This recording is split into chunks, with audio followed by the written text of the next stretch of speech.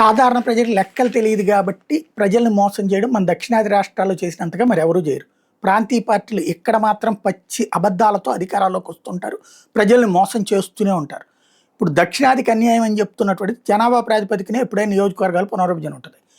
దానివలన దక్షిణాదికి అన్యాయం జరుగుతుందని ఇంతకుముందు మన వాళ్ళు అంటుంటే కేంద్రం అందుకనినే జనాభా ప్రాతిపదికన కాకుండా ఏకంగా 50% చెప్పింది.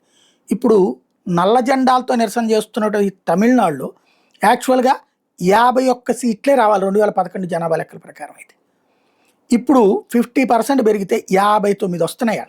అంటే వాళ్ళకి న్యాయం అధికంగా జరిగింది. అన్యాయం అయ్యేది ఒక రకంగా నార్త్ ఇండియా. కర్ణాటకలో 43 రావాలి, వాళ్ళకి 42 వస్తున్నాయి. ఇప్పుడు వాళ్ళకు ఒకటి తగ్గుతోంది జనాభా లెక్క ప్రకారం. అయితే కర్ణాటకకి ఆ ఛాయిస్ ఉంది. ఆంధ్రప్రదేశ్కి 35 పెరగాలి జనాభా లెక్క ప్రకారం, 38 పెరిగినాయి. అంటే ఒక 3 ఎక్కువే వచ్చినాయి మనకి.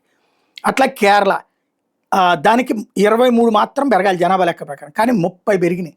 అంటే 7 ఎక్స్ట్రా వచ్చినాయి జనాభా లెక్క ప్రాతిపదికన. తెలంగాణ 25 పెరగాలి, 26 పెరుగుతున్నాయి, ఒకటి ఎక్కువే పెరుగుతుంది. అంటే దక్షిణాదిలో కాస్త కొస్త కర్ణాటక వాళ్ళు ఏడవాలి, అక్కడేం లేదు, వాళ్ళకి ఒక సీట్ తగ్గుతుంది కాబట్టి జనాభా లెక్కకి ఈ 50%. తమిళనాడుకి విపరీత న్యాయం, కేరళ వాళ్ళకి విపరీత న్యాయం.